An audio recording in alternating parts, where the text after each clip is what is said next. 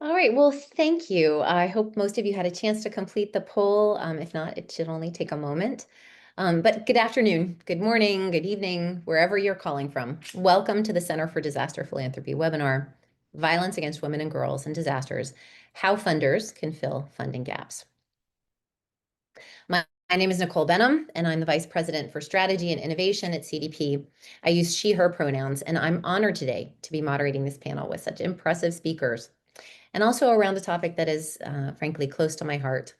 I've spent the past 3 decades focused on the prevention of and response to violence against girls, women, boys in multiple places across the world. I want to acknowledge that some of the topics that we'll discuss today are difficult and hard to face, hard to comprehend, but I encourage you to please stick with us and sit with that discomfort as a way to not just learn about, but even relate to the women and girls around the world who have suffered from violence. And although we will begin the conversation by highlighting the problem, and that will likely at times be overwhelming, we will end by bringing in hope, because there are solutions and there is hope for solving this crisis of violence against women and children. So before we get started on the content of the webinar, a few housekeeping notes.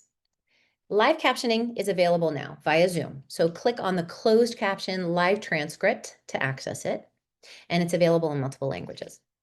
We are recording this webinar, as you might have heard at the beginning, and hope to make it available on our website and YouTube channel later. When you leave the webinar, we have a brand new and very short survey for you to complete. This feedback helps us improve our education work at CDP, so we'd be very grateful for your help in completing that. Lastly, you can submit questions at any time during the webinar using the Q&A box at the bottom of your screen, and we'll try to get to as many of those questions at the end of the panel presentation as we can. I want to also thank all of the wonderful organizations who help promote our webinars. This webinar has been promoted by Alliance Magazine, Giving Compass, Peak Grantmaking, Philanthropy New York, and the United Philanthropy Forum. Many, many thanks for helping us to reach a broader audience of funders. As we begin the webinar, CDP acknowledges that it works on the stolen lands of the many original peoples. We recognize that Indigenous peoples have been displaced and disenfranchised from their land by the socioeconomic and cultural impacts of colonialism and disasters. The erasure of Indigenous knowledge about how to care for these lands has caused environmental destruction and degradation. CDP is committed to dismantling the ongoing legacies, systems, and structures of settler colonialism and white supremacy and their connections to philanthropy today and in the future. Despite centuries of theft, violence, and murder, this is still and always will be Indigenous land. Please join us in acknowledging the original peoples and their elders and past, present, and future generations. The goals of this webinar. At the end of this webinar, we really hope that you will, one, have increased your awareness of the importance of funding holistic services addressing violence against women and girls during disasters and crises. Understand why changes in the funding landscape have increased the need for donor attention, and explore programmatic examples that offer solutions and hope to this crisis. So let's look at the results of our survey. I am very heartened to see that most of you were aware of the statistic. It's a devastating statistic, but it's good for us to know that this is widespread.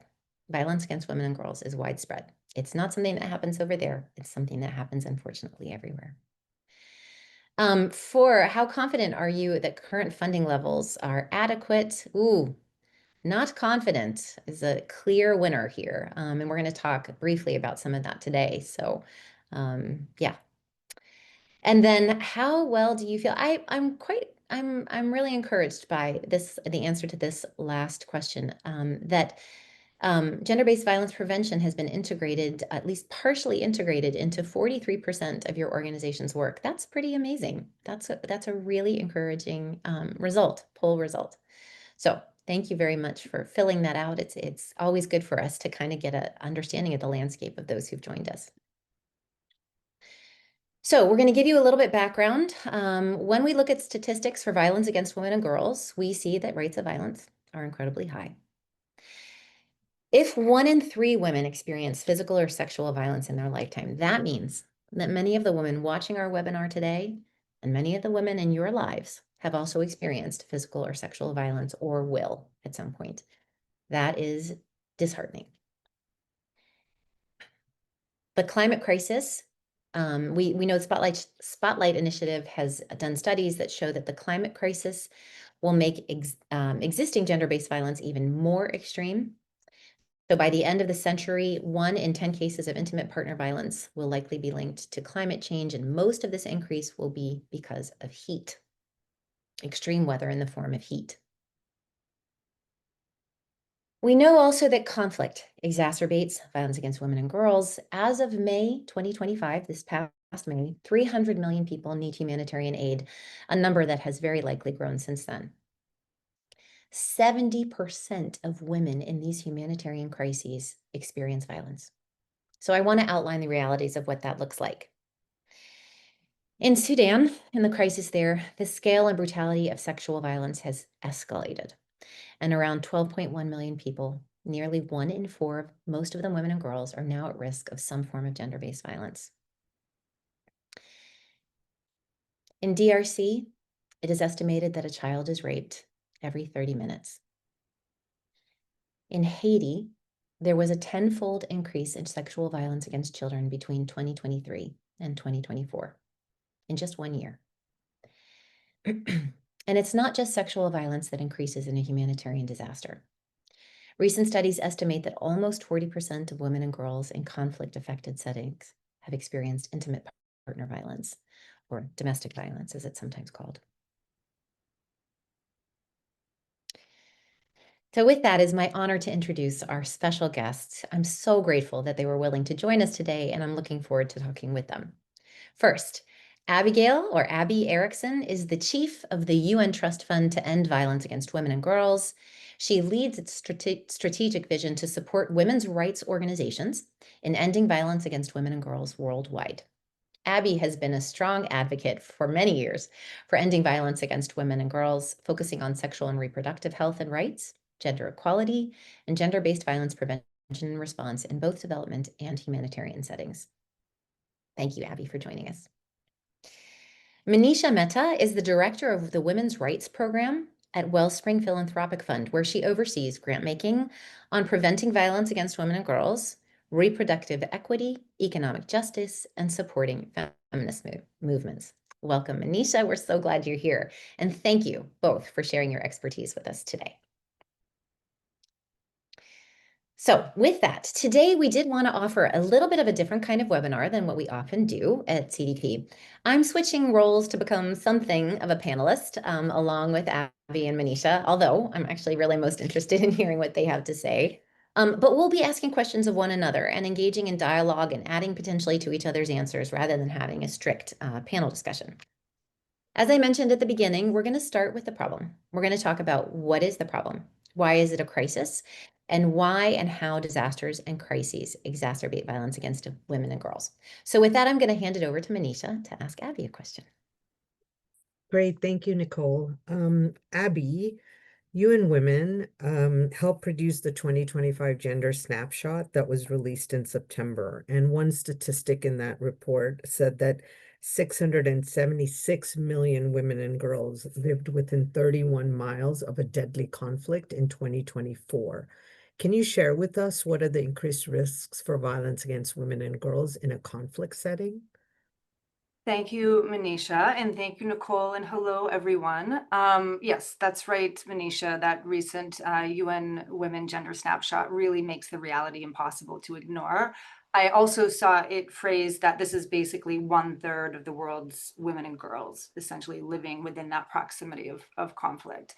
And we know, I mean, I think we all probably can guess what that means for the issue of violence against women and girls. As Nicole has already highlighted, we have been in an emergency on the issue of violence against women. We're talking about 1 in 3 women. We're talking about, many of us on this call, we're talking about families, friends. And so when we talk about the issue of conflict, it's really not a new phenomenon, but it's just an intensification of the existing, environment and risks that are already there. Every conflict is different, and there's, sometimes poly crises and different, things all happening at the same time. And we know, of course, that rape has always been used as a tactic of war. We know that conflict removes safeguards. It certainly, deepens impunity for violence. I was listening actually in August to the Special Rapporteur on conflict-related sexual violence, Pramila Patton, as she was talking about her report from last year. In her briefing, she was sharing that the latest report shows a 25% increase in cases from 2023. These are cases reported, and that was already an increase of 50% from the year before. And the reality is the reported cases are just a fraction of what we know is happening. And one thing that really struck me, and I know we're going to get to this later, is that she talked about the fact that the world spends more in 24 hours on arms than it does an entire year on gender-based violence prevention in conflict. And like Nicole, like many of us, I'm sure on this call, this is not new. I mean, I have also spent many decades now working on this issue. I remember being with IRC almost 15 years ago when we looked at post-conflict West Africa and talked to women there. And actually, they were also highlighting domestic violence, which for a long time wasn't really visibilized in conflict. And the reality is we haven't really seen significant improvements in this problem, as Nicole outlined. And I think when we look at women and girls with more structural marginalizations, the risks only increase. And I think, just to close, I think while the reality is, and we watch it already right now, we're watching Sudan, we're watching DRC, we're watching Ukraine, we're watching Gaza, we're watching many conflicts in a way that we didn't, decades ago in terms of what's being live streamed into our feeds. The reality is that gender-based violence is already a public health emergency. It's already a health and human rights emergency. It's exacerbated in conflict. We have the data for what works. We know what to do. We know that these services and responses are life-saving and not optional. And yet we still, at this moment, find ourselves in a situation where we aren't seeing that prioritization. I'll stop there because I know we're going to get more into the funding landscape. And yeah, but I just wanted to highlight those key facts. Okay, so this is me. All right, so Nicole, from your work, and obviously, both of us come from even a shared history at one of the leading humanitarian aid organizations, IRC. Can you give us an example or two of how a crisis has magnified violence against women and girls? Yeah, great. Thank you. Yeah. So some of the statistics that I said at the beginning of the webinar are obviously relevant to this. Violence against women and girls spikes during disasters and conflicts. And that's true of disasters instigated by natural hazard or conflict. It's deeply rooted in a combination of factors: social, psychological, environmental. All of these things lead to a spike in a crisis that is already existing before the crisis. As Abby pointed out, I really appreciated that flag, that this is not something new. This is not something that we haven't known about. Crises, disasters tend to exacerbate existing gender inequalities. There's a breakdown in social structures, often a breakdown in what was existing for law and order ahead of time. And it can play out in a lot of different ways. Social services go away. So women and girls don't have access to those services that used to be there, at least in a moment of crisis, that they could reach out to. The breakdown in social norms and those social structures leaves women and girls more vulnerable to sexual assault, to domestic violence, to trafficking in all forms, including sex trafficking. An example, in 2010, I was, as many of us, responding when there was the earthquake in Haiti. That was a disaster induced by a natural hazard, an earthquake, obviously. We saw reports of gender-based violence, dramatically increase, particularly when women and girls were put in the displacement camps and they faced sexual assault, sexual exploitation. Those camps were crowded. They were a bit chaotic. and we just saw it spike, right? So there's a breakdown in anything that was protecting women and girls before, and so violence shoots up. Displacement is a big factor in that, and that's true for conflict and others. Increased daily stress leads to increased violence across the board in communities, in the home. We see targeted gender-based violence, particularly in conflict. And I mean, some of these examples are hard, but we recently, just the attack on the maternity hospital in El Fasher in Sudan. That was not a coincidence. That is a form of gender-based violence that was attacked because it was a place where women were giving new life. I mean, the ironies are painful. So you see a lot of those things playing out in conflict and crisis. I'd say the decreased access to services is something that just then continues on and means that women are alone in experiencing violence and don't have even recourse once it's happened. So those are a few examples. We could go on and on, but I'll just stop it there. And I'll ask back to you, Abby. Oh no, you're asking me this one, actually. Well, I guess, I mean, just to build on that, I mean, we've both talked about, kind of, armed conflict. And then we're looking at, climate induced, oftentimes, emergencies, disasters. Yeah. I mean, have you seen in your career, in the work that you've done, a difference in what plays out on the lives, and the bodies of women and girls in terms of the different kinds of crisis that's happening? Some differences, and I'd really love for both of you to jump in on this. There are some differences, perhaps in intensity. I would say gender-based violence increases in both, as we talked about, whether it's a natural hazard or a conflict. There are some differences. Length of displacement is a big one, I'd say. We do tend to see that in conflict settings, that length of displacement is long, and that these issues are then exacerbated, but can also be addressed. So I would say that there's also something about this that creates some small but welcome opportunities for change. So inserting a moment of hope here. But that said, I do think that that's a difference, is the length of displacement and the intensity. There are some things that happen in conflict. I just mentioned the attack on the maternity hospital. So there are certain things that happen in conflict, types of targeted gender-based violence. There's rape as a weapon of war. We hear about that a lot. We do hear about that a lot. So those are differences that I've seen. But other than that, the sad reality is that violence against women and girls has the same ugliness everywhere. It just really does. And in most situations. But please add to that, because it's not necessarily, it's just experiential. Either of you have any additions to that, or?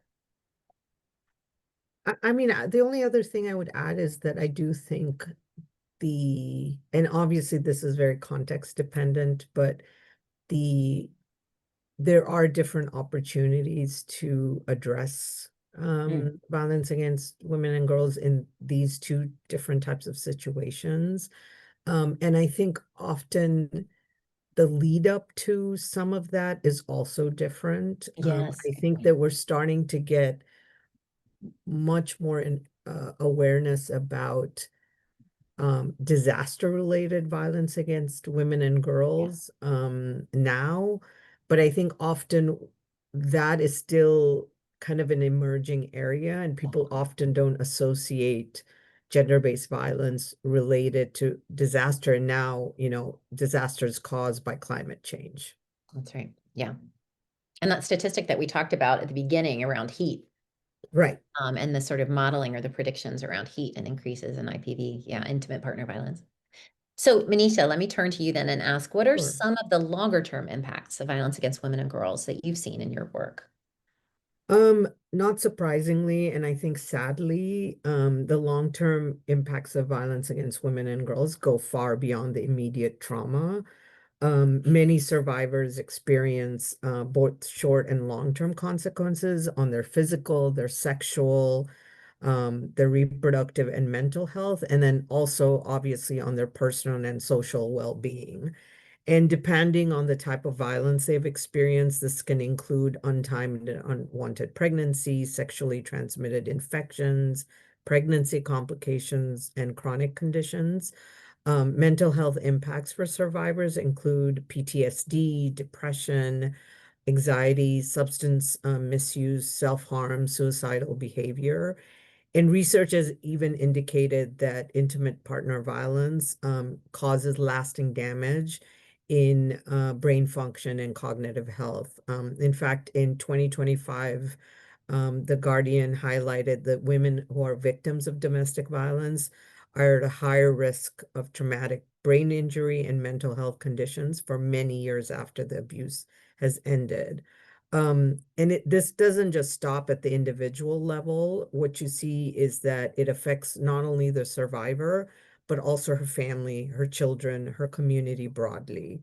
So violence against women and girls disrupts education, work, health, and economic stability. Many girls have to drop out of school. Women may struggle to continue working or suffer from the long-term health issues that impact how they engage economically and socially. And we also know that those who have experienced violence are more at risk to experience violence later in their lifetime. And those who have witnessed this, such as children, may grow up feeling insecure, develop anxiety, struggle with emotional regulation.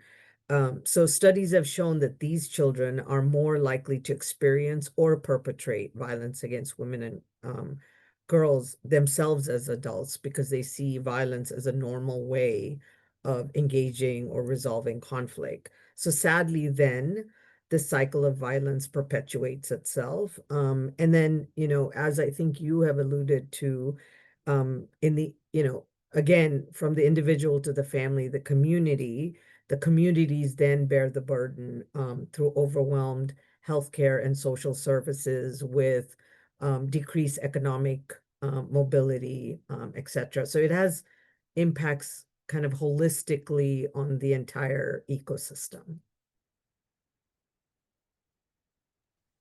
Thanks, Manisha. I mean, it's always like sobering and phenomenal, really, for me, and also being in this sector for so long, to hear the extent of data and evidence that we have on the morbidity and mortality of this issue, not on just women and girls, but on families, communities, men, boys, and how that moves generationally. There's a recent femicide report out from UN Women. Again, this isn't linked exactly to crisis, but that right now, today, a woman is killed globally, I think every 10 minutes, according to the data. And I think it just drives home for me the reality that, we actually have the data of the problem. We have a lot of data on the solution.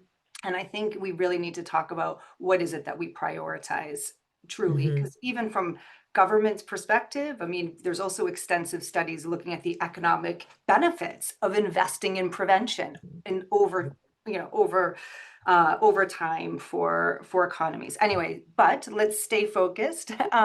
Obviously, violence is evolving. We know that. We know it's happening right now. The 16 Days campaign is coming up. I hope everybody online is aware of that and knows that the theme is looking at this issue of online digital violence, sometimes called technology facilitated violence. This is all the terms that are out there.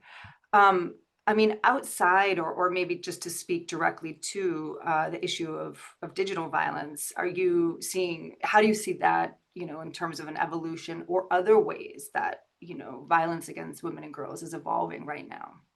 Sure.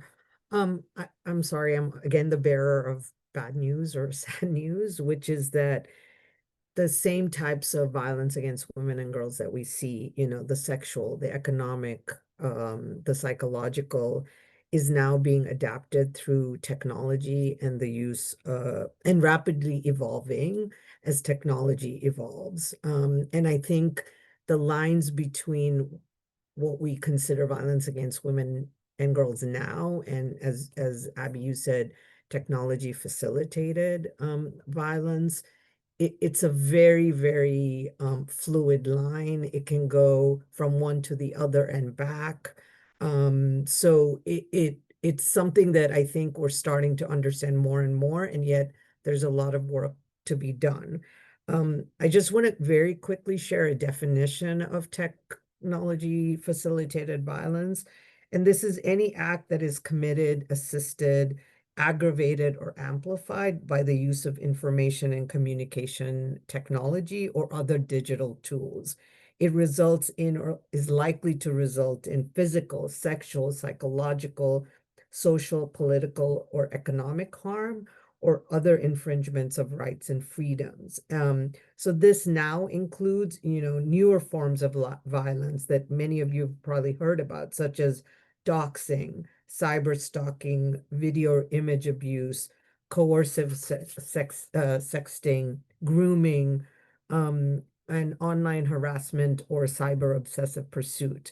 And then now with the increased use of AI, there are very understandable worries about how this might be used to, to perpetrate violence against women and girls. And with the kind of spread of digital technology, even kind of the most basic use of technologies such as mobile technology, there's an increased risk, and we may or may not get to it here, but there is also an increased opportunity to use some of the digital tools to around prevention, actually. So um so Abby, I think I'll now turn it to you to share, and I think we all know this and it came up in the data, but that violence against women and girls has always been really under-resourced.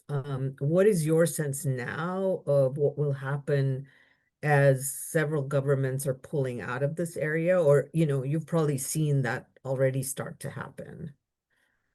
Yeah, I mean, I think this is where I feel both a total, in some ways, like, you know, enduring hope that everything will be okay. And also, it feels really particularly stark in this moment.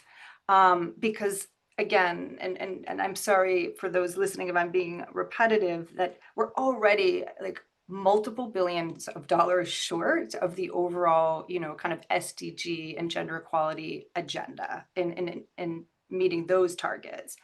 When we drop that down to the very specific issue of gender-based violence in emergencies, violence against women and girls across the kind of peace, humanitarian development spectrum, again, we're already going into this moment deeply, deeply under-resourced. Not because there isn't resources, because there are, it's just about a matter of prioritization, political decisions around that.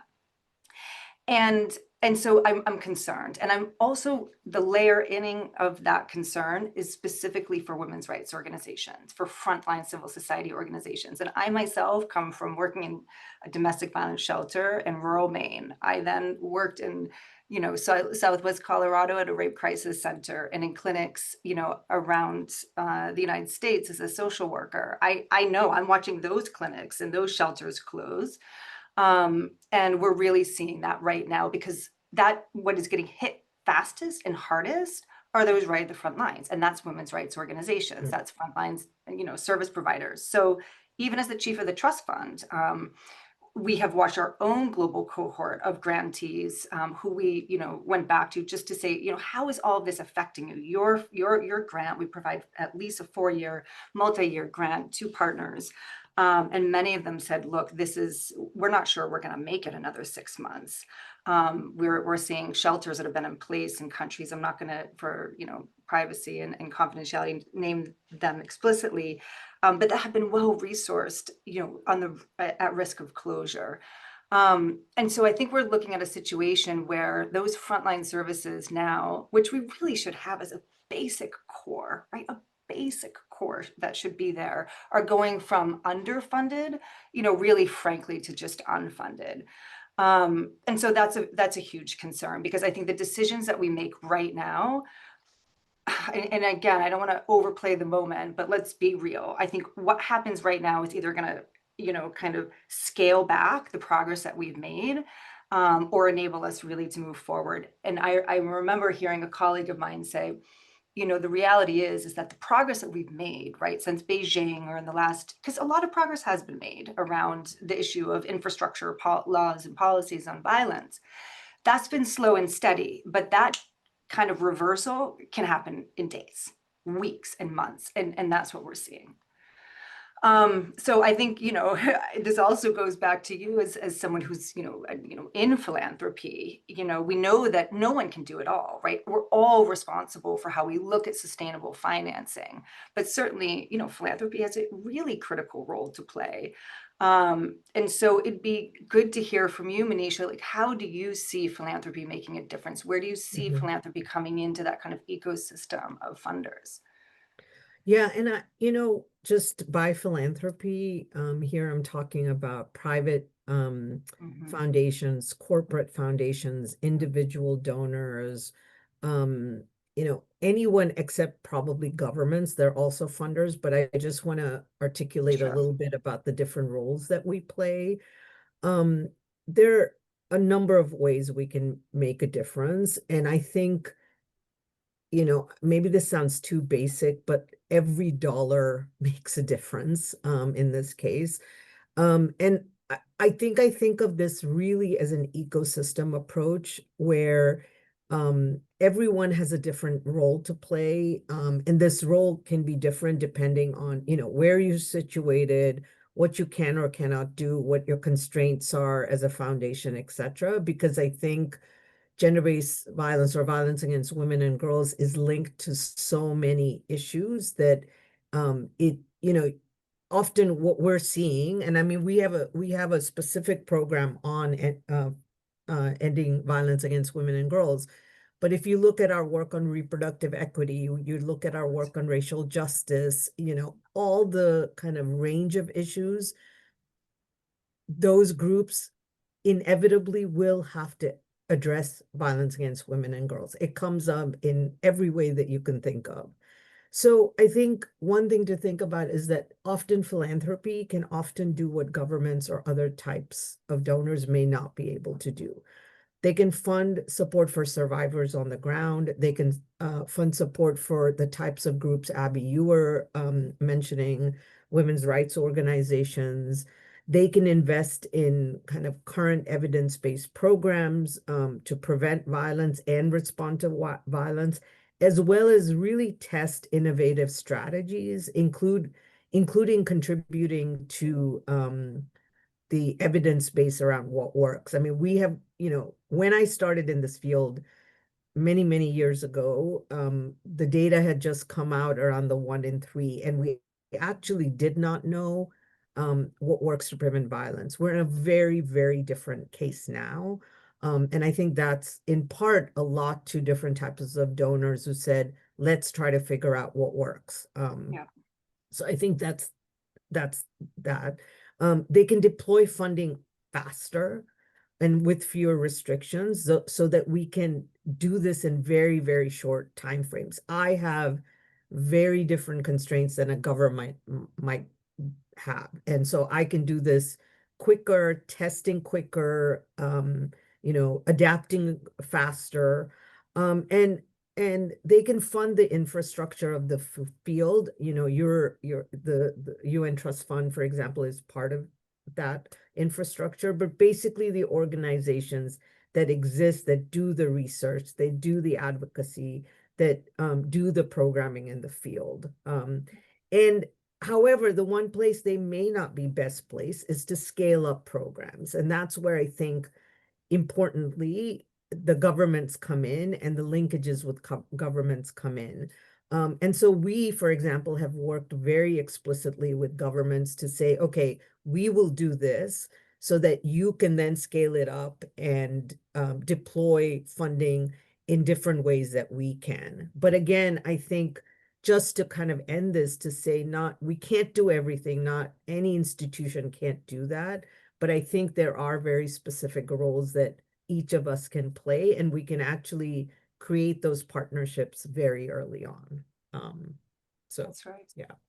And then kind of, I think, building on that, and we're also going to talk about this a little bit later on, is, Nicole, when we last talked, we spoke about sort of funders and governments often looking for a good return on investment. Yes.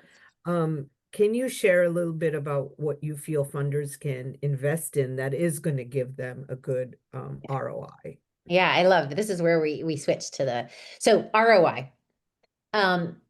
We talk about it in economic terms, and that's can sometimes, this is not just about economics. We should be measuring in also other social values. But if we're just talking about economics, let's start with cost. WHO did a study, modeled some costs that found that the cost of violence against women and girls globally is about 1.5 trillion per year. Okay, so any of that violence that we can prevent or respond to, we're already having a good ROI. But speaking very specifically, the best thing we can invest in is prevention to stop violence before it ever happens. And most of that is around, I would say, two things that we could have a longer conversation about it, but it's about social norms, working on social norms in communities. And I will say disasters and crises create a little sliver of opportunity for working on social norms. So there are multiple evidence-based programs that work on social norms. They work across the community and generally do include men and boys. So they're part of the change and can help create a better foundation for the future. So norms is a huge one, prevention and norms. Also, reducing the culture of impunity, strengthening legal frameworks, law enforcement, the fact that if I do this, I am going to have consequences. That can really help actually reduce violence against women and girls and has a good ROI.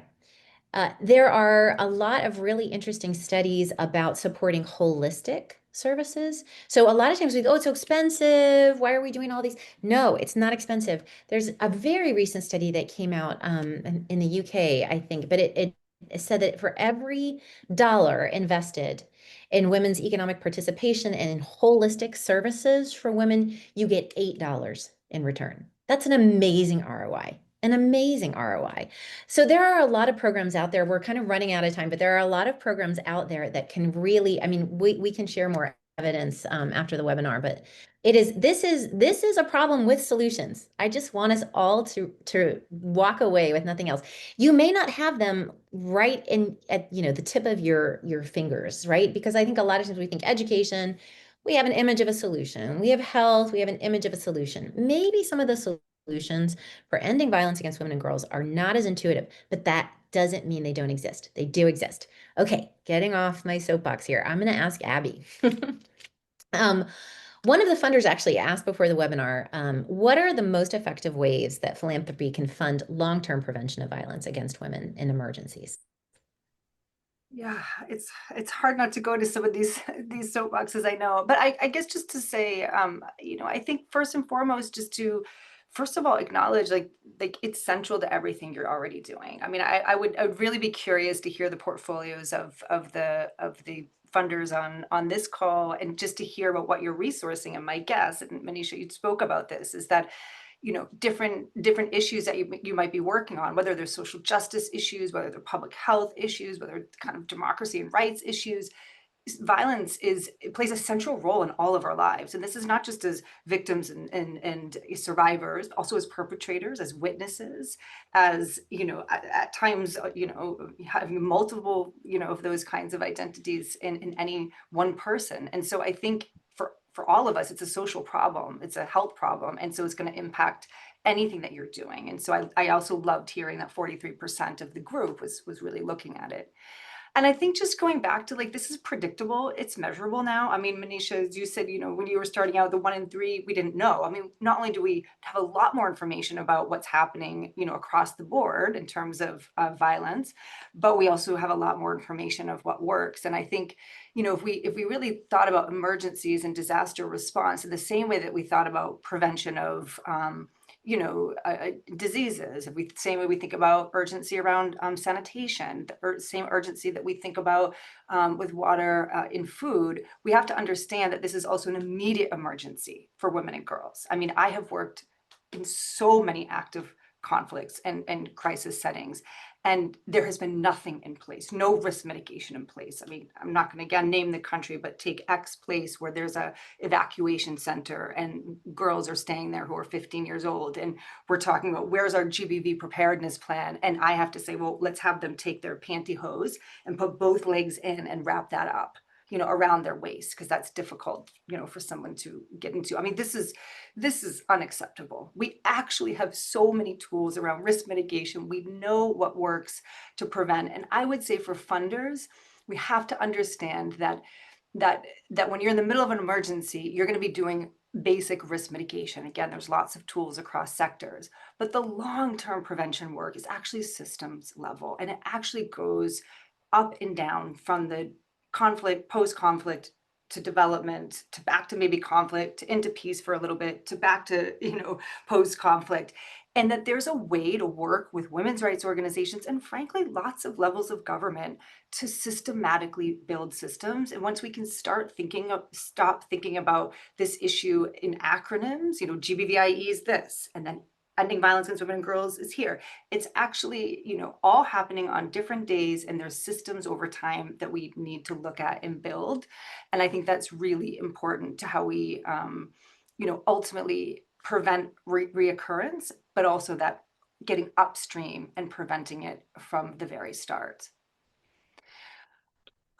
So I think we're probably, do we still have time, Nicole, or? We want to make sure we have time for questions. So let's do 2 more questions. And I think maybe I'll skip to this one. Abby, so when you spoke earlier, you said if we put money to this or engage in advocacy, we see change. You just addressed some of that, but can you share a little bit more from the level where you're sitting now and some of the efforts you've seen to collaborate, pooled funding?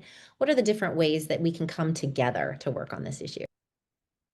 Yeah, I mean, I think that, you know, I am a big believer in strategic coordination, right? I'm a big believer in systems at every level. And I think that when we understand where our own money is going and how we're supporting domestic violence, women's rights organizations in different places, it can help us think through our own resourcing and financing strategy. I think we have to be funding long term. I mean, the kind of 12-month project cycle, I really hope that is just to bed now. I mean, the trust fund has moved now to a minimum of 4 years. So I think we have to really understand what our financing model looks like and what women's rights organizations need.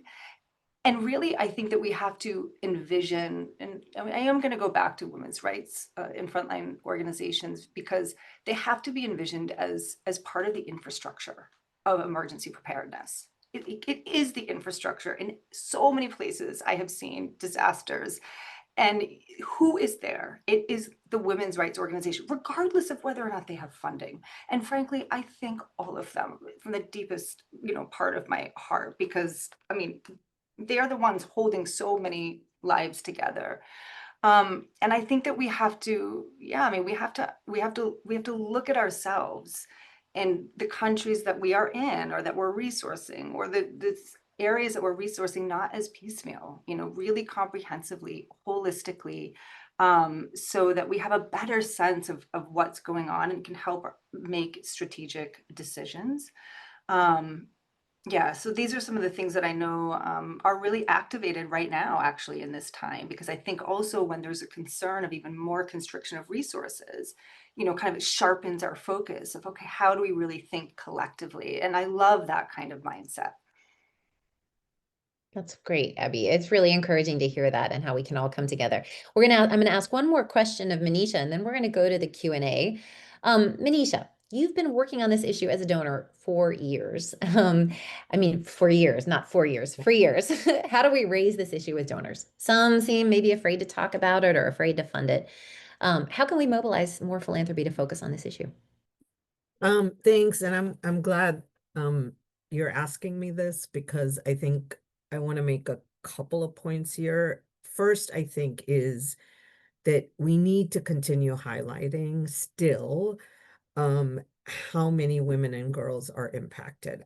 I feel like people forget the sheer number of people that are women and girls are impacted, boys and men too.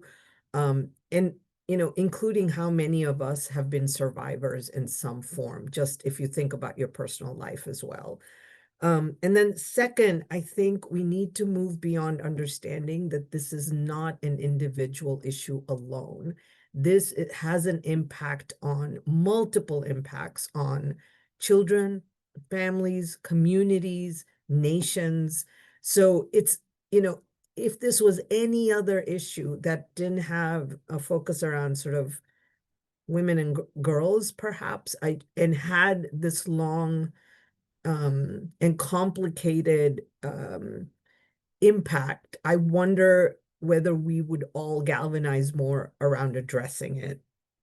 And then, you know, when I started, you know, I probably was one of those that felt, oh, this issue is so entrenched that we can't address it, right? We're never going to be able to prevent violence.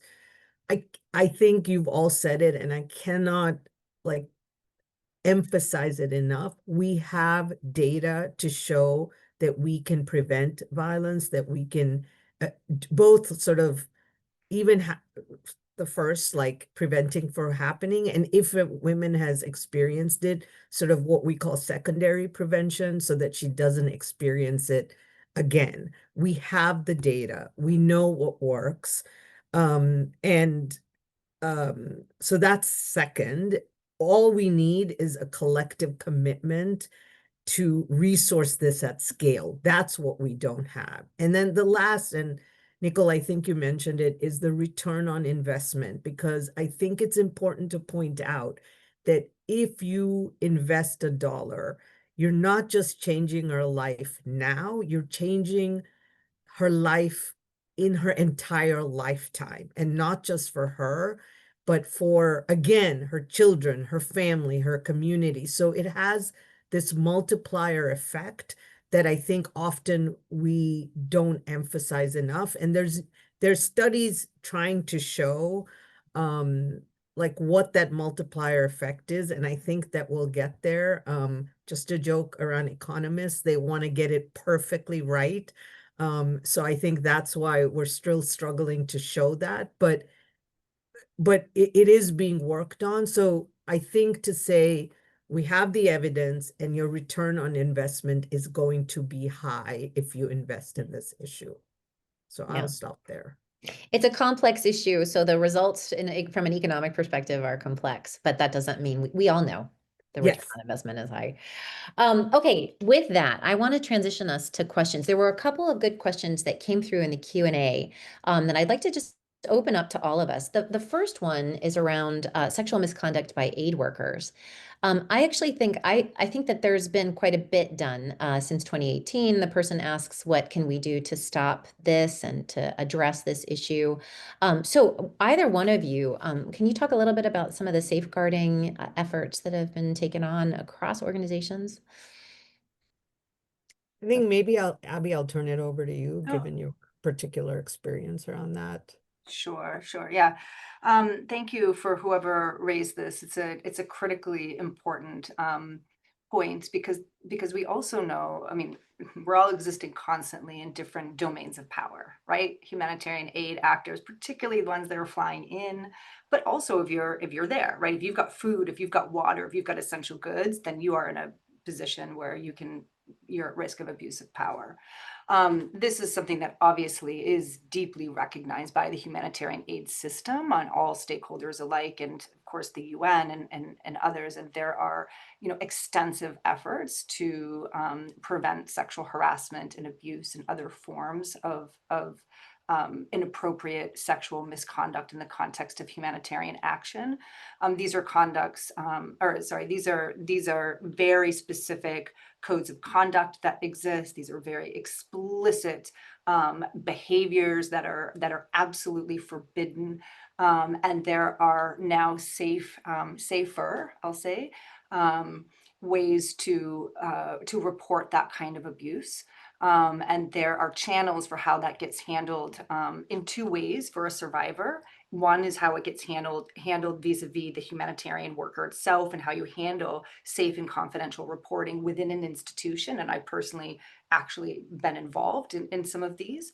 And then there's also the other piece, and this is really important. Again, it goes back to who's there, right? It's also about then how you support the survivor to also be receiving safe and confidential medical, psychosocial, legal and protection care as well. And that is not something that obviously is always sitting in the institution where that humanitarian aid worker works, and is also complex because you're also handling different levels of confidentiality and frankly different levels of risk of that being breached. I feel that so I feel that there's been a lot of effort put into this. Does it mean that it doesn't exist now? No, that's not what I'm saying. But I am saying it's recognized, and it's now being dealt with. Also, just to add, I know that some of the international financing mechanisms, because of past cases where you've had infrastructure projects that are going into communities and then exploitation occurs by those contractors, those workers, that in many of the large kind of infrastructure projects that exist in countries, okay, we're going to country X, we're building an airport, right, in X community, that there's a whole body of work that's now funded for GBV work, and then there's a percentage of the loan that goes to governments that must be earmarked for ending violence against women and girls work at a national level. So one good news to say is that now actually we've seen more services in rural communities actually get developed because of these kinds of structural changes over. I'd be also just to, sorry, Nicole. No, go ahead. Go ahead. Wanted to add, because you were talking about the infrastructure projects, that in some cases, for example, or quite a few, because of the issues that have been raised, there are specific people and a very clear process of what to do if this is raised. And so people in the community can raise it, and the process has to be followed to address it. That's right. And I think we never had that before. And it has prevented the type of abuses that we have seen and read about. Yeah. I think we have time for maybe one or maybe two, we'll see. One more question. There was a really interesting one that I saw around GBV preparedness, mostly around sexual violence, but I think it really relates to this in general, GBV preparedness. I will say quickly that one of the favorite projects that I ever had the honor to work on was one in a previous role where we funded women's rights organizations in regional networks to work with each other to have GBV preparedness plans so that when an emergency hit, they were ready. It was an amazing, these feminist organizations, as Abby said, they just are some of the most inspirational groups. And by being, having these plans in place together in a coordinated way, it was a really powerful way to work on GBV preparedness. But would love if either of you have anything to add to that particular question.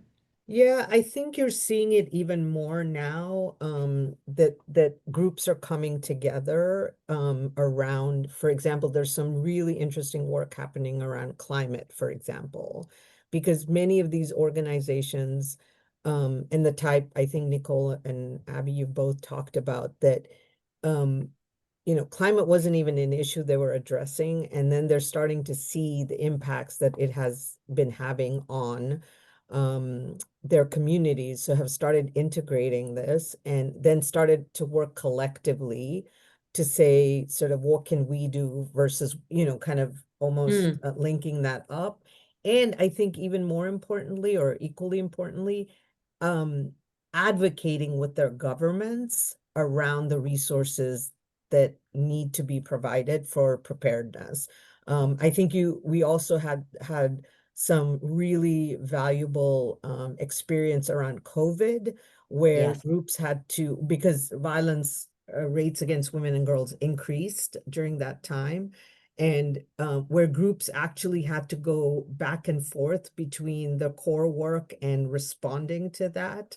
I think the one thing that's still sort of missing is that for many of these groups, it would be useful to capture some of these lessons learned, because they're in so much in response mode, and understandably so, that we have so much knowledge, but I think we haven't always been great at capturing what they're learning and sharing it widely. Well, we are. Oh, go ahead, Abby. Go ahead. Oh, I was just going to just add one point, and some of this is really grounded in my years living in Fiji in the Pacific, but this is really also around the recognition that there's structures, particularly if we're talking about, disaster where it's not, where the state's functioning, let's say, right? So there's already like sectoral structures that exist for disaster response, right? And Mm, that the importance of women's rights organizations having not only a very clear role on those kind of safety and protection clusters, or that do emergency response, but they're also meant to be working on preparedness as well, but also that they are driving the preparedness planning that's happening across education, health, wash and right. sanitation, and all of those other pieces. And I think one of the things that we need to get much better at is not is ensuring that women's rights organizations are at that table, and that they're also Yeah. able to be resourced. And that's a whole other webinar we'll get to, but it's a very But it's, important piece of the puzzle too. Over. I love it. I think that is the perfect, actually, place to stop. And I'm so grateful to both of you again for joining. This was a great conversation. I wish we had more time. We could dive even deeper. There were a lot of good questions in the Q&A as well. So thank you also for the people that joined us. Um, I really wanted to very quickly summarize some of what we heard today. First, invest in prevention. It's a great ROI. We know that violence against women and girls is exacerbated in disasters and crises. If we can prevent it before it happens, that's amazing. Increase funding to address changes in the funding landscape. We are in a current moment where we are seeing things reduce, and we don't want to go backwards. We want to keep going forwards. Last but not least, solutions exist. Support them. At the center of those solutions, as Abby mentioned, are women's rights organizations that are right there at the forefront of the crises. We can have another maybe webinar one time talking about how to support them.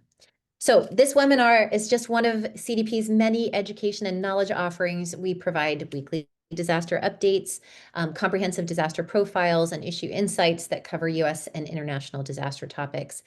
We also have special research reports. We have one launching next week, our State of Disaster Philanthropy for 2025. Hope you all take a look at that.